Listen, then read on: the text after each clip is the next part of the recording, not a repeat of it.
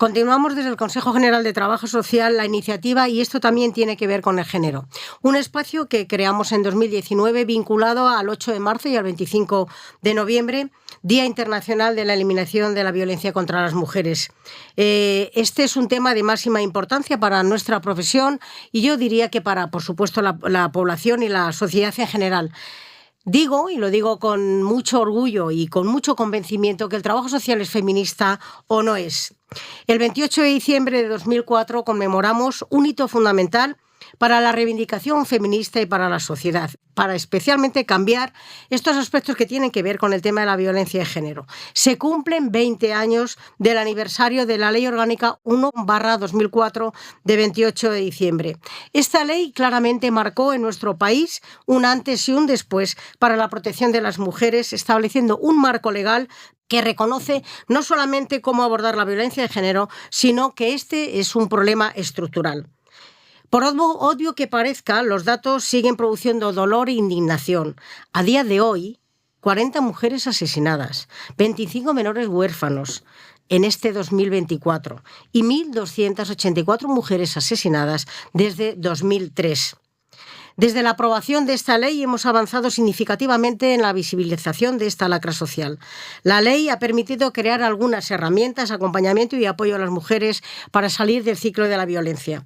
Como sociedad, las personas estamos más concienciadas, y también las profesiones, de trabajar sobre este aspecto, donde se han creado servicios de atención integral y se han establecido protocolos de actuación. Bien, pues pese a todo esto, en este aniversario consideramos que es una oportunidad para consolidar y para poner en valor aquello que hemos logrado en estos últimos 20 años, para reflexionar sobre nuestro compromiso por la lucha en una sociedad libre de violencias, porque entendemos que, habiendo habido avances, también estos 20 años tiene que servir para que este marco normativo signifique y lo pongamos en valor como que sea un motor verdadero para un cambio y para una transformación social, porque claramente queremos una sociedad más igualitaria, diríamos que totalmente igualitaria y, por supuesto, libre de violencias contra las mujeres. Para todo ello contamos con dos mujeres referentes en nuestro país en esta cuestión de la igualdad y contra la violencia hacia las mujeres. Tenemos con nosotros a Soledad Murillo de la Vega, feminista, licenciada en Sociología y Comunicación por la Universidad de Salamanca. Fue secretaria de Políticas de Igualdad entre 2004 y 2008, etapa en la que impulsó la Ley de Igualdad, la Ley Integral contra la Violencia de Género, así como la Ley de Autonomía Personal y Atención a la Dependencia, que supusieron un hito fundamental en cuanto a la igualdad de género. También ocupó el cargo de relatora de Naciones Unidas en el Comité Antidiscriminación de la Mujer. Entre 2018 y 2020 fue secretaria de Estado de Igualdad, profesora titular de Sociología en la Universidad de Salamanca, ha colaborado con organizaciones y asociaciones de mujeres y es una experta muy apreciada por el movimiento feminista. Formó parte del primer gobierno de la historia española que ha sido paritario. Querida Soledad, encantada de tenerte con nosotros. Es que hay datos que parece que son de soslayo, pero no lo son, luego entraremos en ello. También nos acompaña nuestra querida Begoña San José Serrán. Histórica, militante del feminismo y de los derechos de las mujeres en España, fue la primera secretaria de la mujer del Sindicato de Comisiones Obreras, tanto en Madrid como en el ámbito confederal, desde 1977 hasta 1981. Ha ocupado cargos públicos como la presidencia del Consejo de la Mujer de la Comunidad de Madrid, del Fórum de Política Feminista y de la Coordinadora de Organizaciones de Mujeres para la Participación en la Igualdad, entre otros. También ha participado en numerosas plataformas, como la Plataforma del Derecho al Aborto, la Plataforma CEDAW Sombra España y Plataforma 7N, realizando además numerosas conferencias e impartiendo cursos en distintos organismos públicos y privados. En 2022, el Ministerio de Igualdad la reconoce como una gran activista ciudadana dentro de la lucha feminista y contra el machismo. Querida Begoña, gracias también por acompañarnos, por acompañar a esta profesión. Así que nos encontramos ante un escenario verdaderamente positivo para nuestro país, gracias a estos 20 años de esta ley que fuimos capaces, ¿verdad?, desde las instituciones, desde lo que me gusta llamar la arquitectura del Estado, ¿no?, tanto municipios como comunidades autónomas como el propio gobierno, de poner en abierto y reconocer negro sobre blanco las cosas, porque esto tiene su significación y su valor, ¿no? Tener un marco legal nos presenta ante un antes y un después, como decía, ¿no? ¿Qué os parece? Estos 20 años, ¿cómo entendéis que ha sido esta trayectoria? ¿Qué valor le dais a que fuéramos capaces, ¿no?, desde un gobierno progresista, de poner esta ley encima de la mesa? Bueno, empiezo yo si quieres, Begoña. Gracias, me encanta estar con vosotras y me encanta además este programa. Esto también tiene que ver con el género. En el año 2004 era delito robar un objeto por valor de 400 euros, pero no era delito amenazar a una persona de muerte en una relación afectiva. En absoluto. No era delito, o sea, no podías recurrir a ningún juzgado y a ningún centro donde pudieran entender que tu situación era tremendamente peligrosa, para nada. Y cuando empezamos con esta ley sabíamos que no había recursos. Tú, si te querías separar, ibas a un juzgado, y después, si querías denunciarle, ibas a lo penal. No había juzgados específicos, o sea, no teníamos una estructura. Y tampoco teníamos mentalidad para ello. Es decir, en el año 2004, y eso lo sabe muy bien Begoña, igual que lo sabes tú también, las manifestaciones contra la violencia eran prácticamente simbólicas, o sea, 30, 40 personas, no había más. Ahora se bajan las banderas de ayuntamientos, se paraliza, hay un compromiso de condena, ¿no? Y evidentemente no teníamos tampoco médicos forenses formados, jueces, fiscales que no entendían el tema de la violencia. Ya en ese momento queríamos además trabajar el tema de los niños y las niñas en protección, pero les parecía que los juzgados de familia tenían una saturación, que había que... Todavía el que una criatura viera a su padre pegar o amenazar a su madre no parecía una víctima directa. Desde la parte optimista empezamos nosotros, y ahora pues sí se consideran víctimas directas, y por eso es tan importante trabajar la violencia vicaria, que es algo que nos incumbe a todas.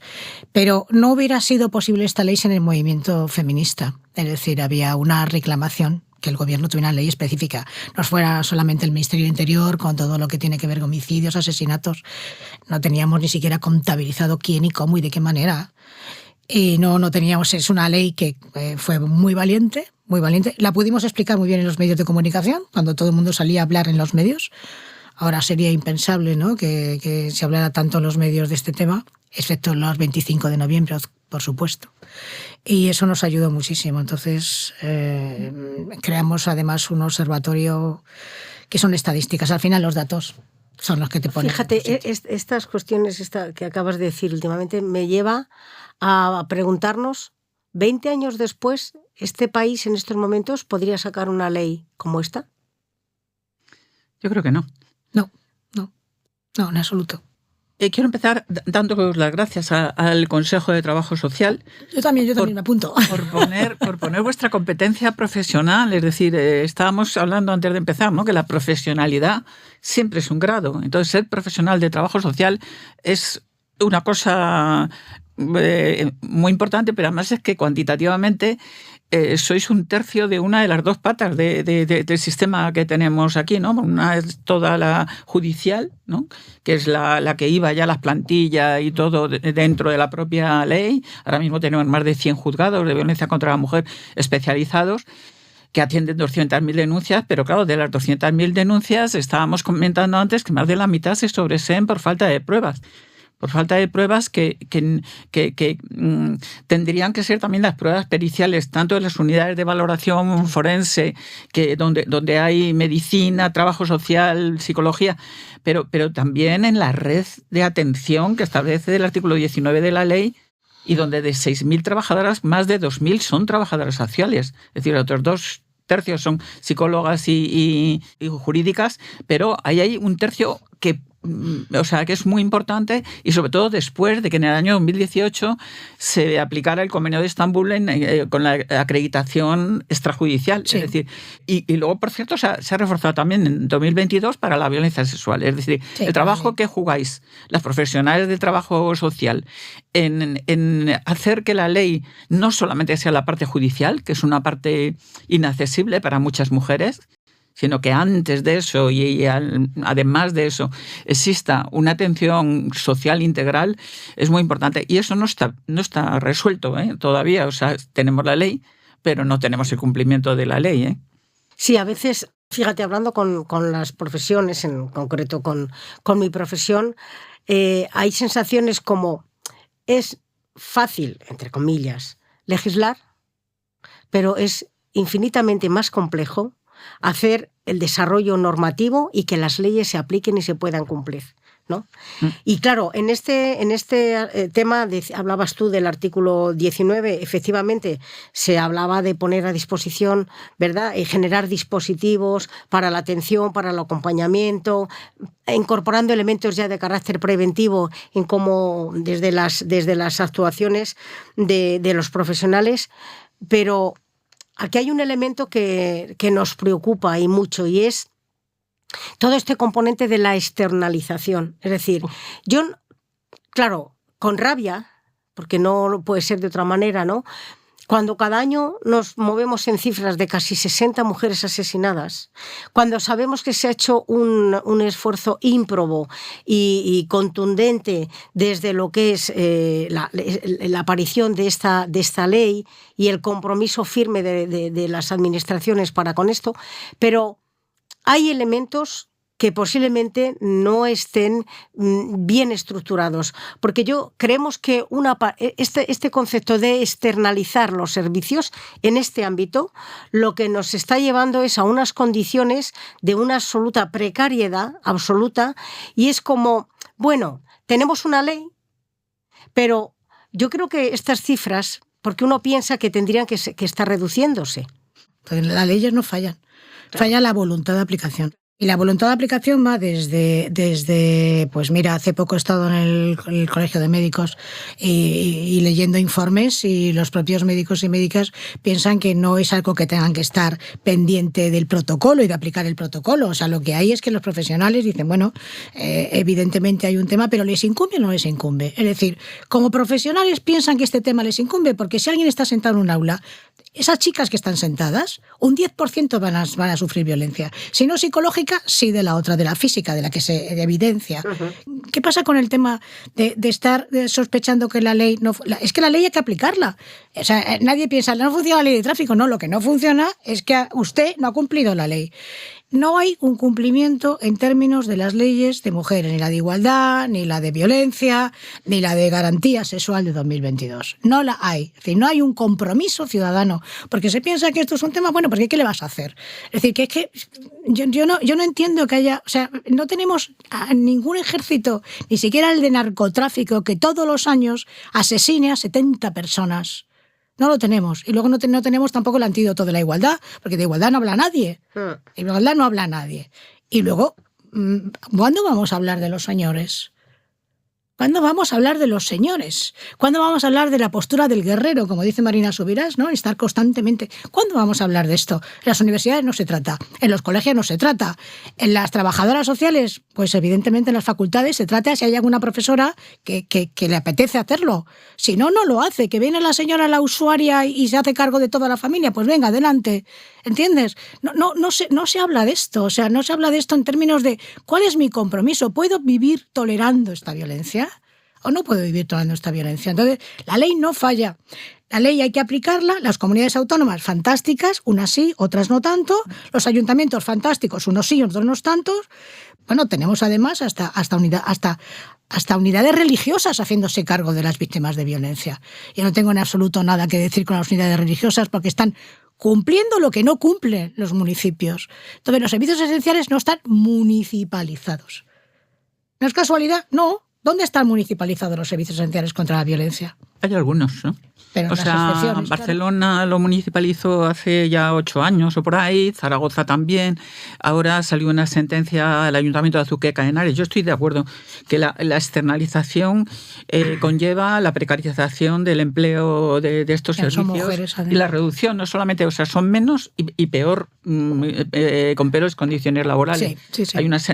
Hay varias sentencias del Tribunal de Justicia de la Unión Europea que dice que a servicios públicos estables estables, personal público estable. Y eso aquí no, o sea, porque las administraciones públicas al principio era comprensible, no había a lo mejor posibilidad de hacer ofertas de empleo público, pero han pasado 20 años, o sea, ahora ya sí, ahora está el Pacto de Estado, el Pacto de Estado se renueva, el Pacto de Estado permite meter nóminas en la justificación de los fondos, o sea, ahora es que no se justifica que estemos maltratando a las personas que nos cuidan, ¿eh? Pero a eso me refiero, yo creo que sí ha habido cambios en el marco de la sociedad y en el marco de las profesiones, ¿no? Que claramente de hace 20 años aquí, sí, lo que se veía, ¿no? Lo decías tú al inicio. Sí, no, es que desconocimiento completo. Claro, ahora mismo hay cosas que se cuestionan, hay cosas con las que no se está de acuerdo desde una posición profesional, incluso de ciudadanía. Pero más allá de eso, claro, por más que hablemos del Pacto de Estado, pero el incorporar estos elementos que decía de la externalización es que, bueno, esto nos da igual, lo ponemos en manos de entidades generalistas, porque cada vez son menos especializadas. Mira el Ayuntamiento de Madrid. Efectivamente, y esto lo que nos significa, y esto donde nos lleva es que la calidad de los servicios y el foco y el compromiso que tenemos que hacer con abordar y erradicar esta situación, pues se nos va por las alcantarillas de alguna manera. Hay que tener prevención. Claro, o sea, ¿dónde se habla de la autonomía de las mujeres? Claro. ¿Dónde se habla de la autonomía emocional y afectiva de las mujeres? Sí. ¿Dónde se habla del abuso emocional permanente que hay con aquellos chicos? No todos, voy a decir no todos porque así se entiende mejor, porque si no se desautoriza de tal manera que una relación afectiva te permita un control. ¿Por qué las chicas de las facultades tan absolutamente sensibles a la ecología todavía tienen un novio controlador? O sea, ¿y dónde se habla de esto? ¿Dónde se habla de los controladores, de la sexualidad masculina? ¿Dónde se habla de esto? Porque es que todos los 25 es... el otro día estuve en una tesis doctoral donde se hablaba de la violencia de género como si fuera una enfermedad. No, es que yo no estoy enferma. Claro. Estoy enferma a consecuencia de sufrir violencia, vejaciones y humillaciones. Entonces hay que tener muchísimo cuidado porque evidentemente tienes patologías, pero no eres una enferma. No eres una enferma. ¿Dónde tenemos que centrar la intervención y el diagnóstico? Y la intervención y el diagnóstico está en la masculinidad y en la virilidad.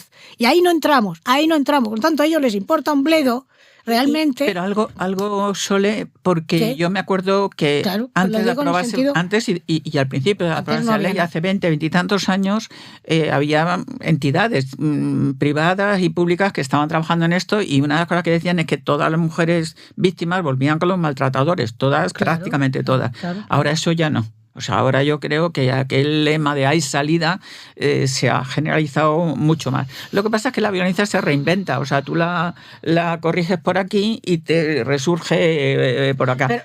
Pero al final cuando hablamos de la violencia, ¿no? Y cuando decimos, ¿esto qué es? Estamos hablando, dices, es que las mujeres de suyo, claro que no es una enfermedad. No lo es. Es verdad que hay secuelas y hay consecuencias lógicamente. que lo son. Como todas las torturas. Pero al final esto es patriarcado, esto es dominación, esto es mi santa voluntad, y esto es lo que efectivamente tenemos que poner encima de la mesa para poder trabajar, pero es que desde pues no se está haciendo, claro que no, y en las relaciones afectivas y en las relaciones no se está hablando de igualdad, y en las relaciones afectivas no se está entrando. No se está entrando en la autonomía de las relaciones afectivas. Y sigue habiendo, o sea, es que ves el observatorio, para que todo el mundo lo vea, el observatorio, si pone observatorio Ministerio de Igualdad, ya veréis, hay unas estadísticas buenísimas. Son chavales jóvenes, y las chavalas que han muerto asesinadas han sido porque han ido a dar una explicación de por qué han roto. Nos pasamos la vida explicando por qué hemos hecho algo. Y sintiendo la culpabilidad por de que supuesto, has hecho. por supuesto. Entonces, pensemos en eso, valoremos mucho la autonomía, pero claro, ¿cómo vas a valorar también la autonomía si ahora hay tanta sexualización con el cuerpo femenino? O sea, chicas que se están constantemente midiendo, esto me gusta, no me gusta, me sobran tetas, me falta culo, y constantemente en las redes. ¿Cómo voy a tener autoridad y ganas de cuidarme cuando estoy suspendiéndome por mi aspecto físico y lo que quiero es retener una relación, aunque sea de 20 horas? Y no estoy hablando de los novios de toda la vida, para nada. Pero me llama la atención que siguen siendo chicas jóvenes y chicas separadas y mujeres separadas. Y me llama la atención. Fijaros, la macroencuesta de 2019 sobre violencia hacía referencia a que hay más de 4 millones de mujeres que sufren violencia y denuncian 200.000. ¿Qué opinión nos merece que, teniendo millones de mujeres que están sufriendo el maltrato, porque todo lo que no es buen trato es maltrato, y que las cifras de denuncia sean tan bajas. Es decir, ¿estamos dejando al descubierto un espacio para la desprotección? Hombre, es que además si bajas otro escalón más, que es el de la atención social integral, solamente se atiende a 58.000. O sea, que es un contrasentido que se atienda a menos. Eso es la atención primaria, por ejemplo. Si habláramos de salud, todo el mundo entraría por la atención social, jurídica y psicológica, y luego cuando ya estuviera convencida, iría a un juzgado. Ahora vas al quirófano antes de ir a hacerte las pruebas diagnósticas y antes de ponerte un tratamiento, de fortalecerte para resistir un juicio, que eso hay que resistirlo. Entonces, ahí es, desde luego, las ratios de cobertura, bueno, lo ha dicho el gremio, o sea, no es que lo digamos nosotras, el Grupo de Expertos del Convenio de Estambul ha dicho que en España la atención social integral no cumple las ratios recomendadas. Es un hándicap. O sea, yo creo que tenemos mejor cobertura de juzgados que de trabajo social, de trabajo psicológico y de trabajo jurídico, de acompañamiento de estas mujeres. Hay una situación que no tiene otras víctimas, es que te avergüenzas de sufrir violencia. No hay otras víctimas, excepto los menores abusados. No hay otra víctima. Se siente absolutamente avergonzada, se siente culpable, es la única víctima que rehabilita al agresor, encuentra explicaciones. Está cansado, no es un buen momento, se arrepiente, ya lo verás. No lo cuenta, por eso es tan importante que hablen. Entonces, mientras no trabajemos lo afectivo, en el sentido de, a ver, este país tan cítrico y tal, no hay medias naranjas. Vamos a ver, es que las chicas se preguntan con quién sales y con quién estás. Entonces, a mí me parece que tenemos que atajarlo ahí. ¿Por qué el maltrato que ya se identifica porque retener una relación es fundamental? Entonces, si te culpabilizas, si lo importante es que esté bien, la ley del agrado que habla de Ana de Miguel, o sea, que esté bien, que no le falte de nada, que se dedica al buceo, pues yo le estoy con él en la playa, aunque a mí me dé miedo el mar y no bucee, y si dedica a la fotografía, ese acoplamiento prácticamente simbiótico con la pareja, por favor. O sea, no, pensemos en eso. Es que de otra manera las vamos a tener pidiendo horas en la red de violencia, pidiendo horas para la psicóloga, y por eso es muy difícil denunciar. Por eso se creó el título habilitante, para que no tuvieran que denunciar. Porque denunciar es exponerse a qué he hecho yo mal para que me pase esto. ¿Y sabes cuándo denuncian? Si están en una relación donde ellas son madres, cuando él maltrata a los hijos. Entonces, su papel de madre puede con todo. Pero ¿qué pasa con las chicas jóvenes que no son madres con este tipo? Y con este tipo están constantemente callándose y callándose. Entonces, por Dios, los silencios son penosos. O sea, que hablen con alguien, que lo cuenten. ¿Y cómo podemos hacer que la humillación se detecte del minuto 1? Pues fíjate que el título habilitante, yo perdona que voy siempre al tema de personal, porque estoy preocupadísima porque no estamos cuidando el capital humano de las profesionales que llevan 20 años trabajando y que lo que están es quemadas, pero a tope. Súper especializadas, además. Súper especializadas, que podrían verter a la sociedad y a las entidades que toman las decisiones toda esa experiencia y todos los matices que captan de las víctimas. Y sin embargo lo que están es de baja por depresión, por ansiedad, porque no pueden más, buscando otro trabajo, porque esto ya... Claro. O sea, yo todo eso lo veo súper importante, que además ahora también el título habilitante, por ejemplo, pues claro, se ha puesto como un plus de las trabajadoras sociales, porque recae sobre trabajadoras ellas, sociales sí. una responsabilidad enorme. Y no se ha ni aumentado el tiempo para hacer una tarea nueva, ni aumentado tampoco la cualificación para una tarea que es de mucha responsabilidad. Porque emitir un informe por el que una persona va a recibir una prestación económica o una protección de seguridad es una responsabilidad que yo creo que hay que cuidar. Entonces, a mí, desde luego, me parece que el título habilitante, es decir, la acreditación mediante un informe de servicios sociales, es una cosa muy positiva, muy, muy positiva. Sí, porque no se podía esperar la denuncia. Que no ha tenido un correlato en el personal que lo emite, en las personas a las que se llama. Y además es incompatible con la gestión privada. Es decir, es un ejercicio de autoridad según la ley de función pública y tiene que ser emitido por personas que sean funcionarias, ¿no? Entonces, hay unos tinglados de trabajadoras sociales externalizadas que le dan a una directora general para que le firme un informe del que no tienen ni idea, porque claro, la directora general no sabe si ese informe, y solamente porque una tiene el título de funcionaria y la otra tiene el conocimiento de trabajadora social. No, hay que unificar en la misma persona ambas cosas. A esto me refería también con el tema de la externalización, no solo sobre la parte corporativista, lógicamente, de las profesiones, sino con la calidad del servicio. Por supuesto. Y con que yo creo que una ley que nace con esta globalidad y que te vas al espíritu de la ley y es impecable y es referente en este país y en el marco de Europa y en el mundo en el que nos movemos, ¿no?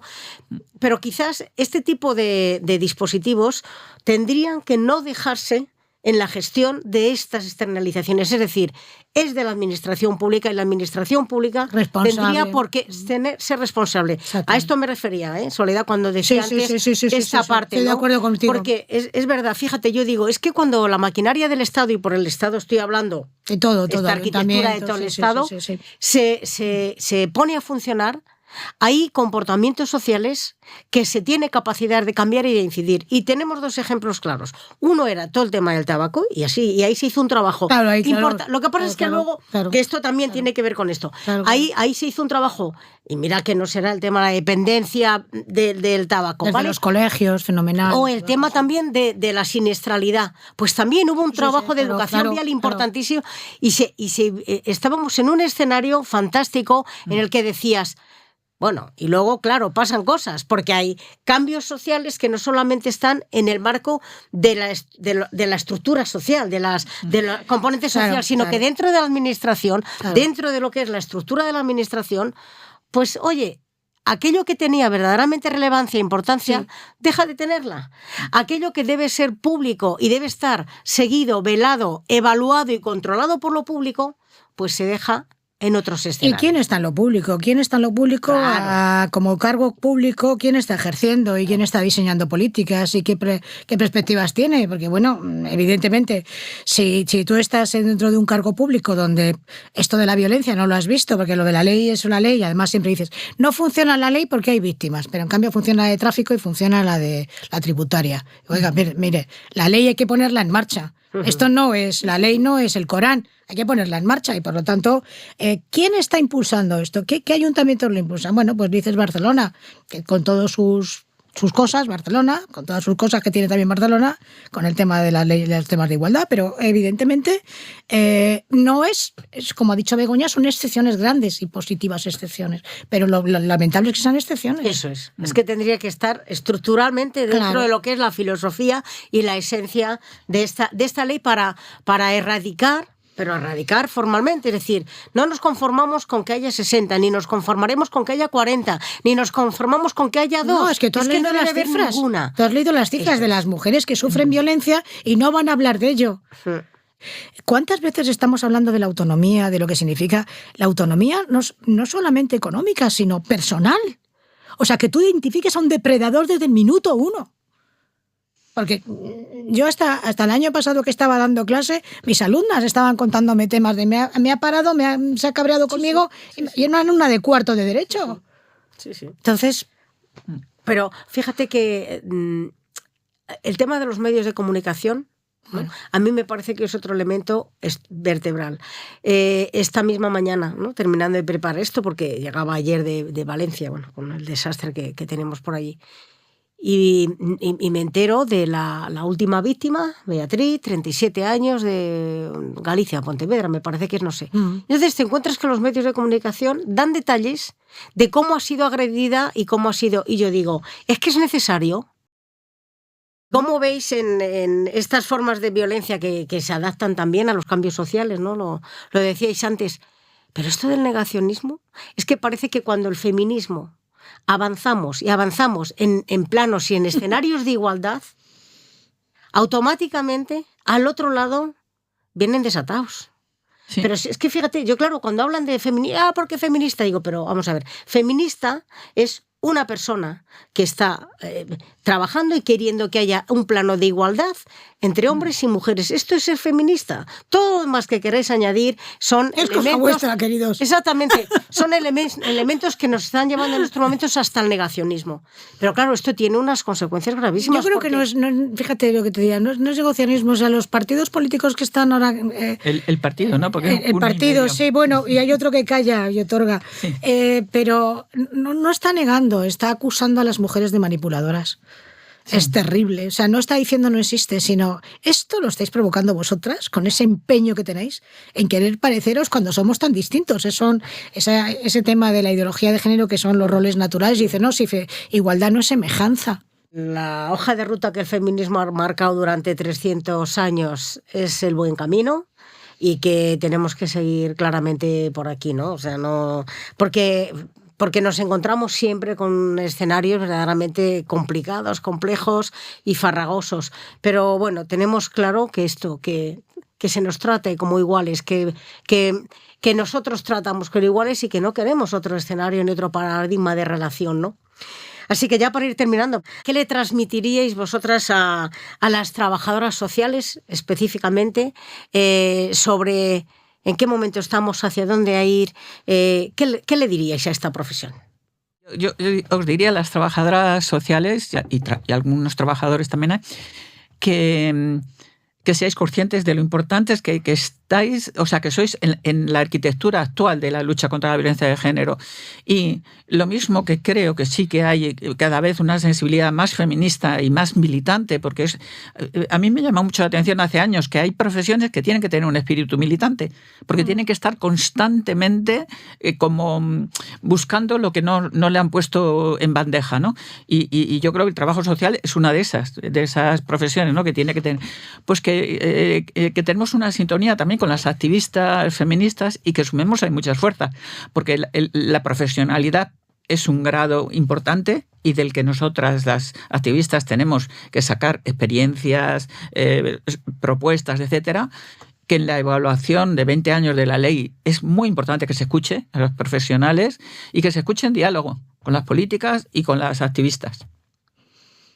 Pues yo tengo que deciros que yo que he dado clase en trabajo social y pedí dar clase en trabajo social cuando la carrera era 3 años, porque mi alumnado venía con vocación, así como en otras facultades, ¿no?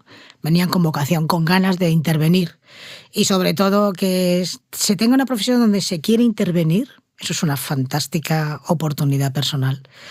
Yo las admiro, las quiero y desde luego ellas tienen la oportunidad de hacer cambios porque no dejan de ser una figura de autoridad, ¿no? Cuando viene solo una usuaria a hablar de toda su familia, pues que venga también ese marido guapo que tiene o ese hijo mayorcito. Pero sobre todo les admiro la profesión. Pues bueno, muchas gracias. En nombre de esta profesión yo os tengo que decir que os admiramos a vosotras. Que el feminismo y el trabajo social son cara de la misma moneda, que no hay otro camino que trabajar desde un movimiento pacifista y comprometido con la vida, como es el movimiento feminista, porque el objetivo último es la defensa de los derechos humanos. Y esta hoja de ruta la tenemos muy clara y en esta seguiremos a pesar de los negacionismos y de otras cosas.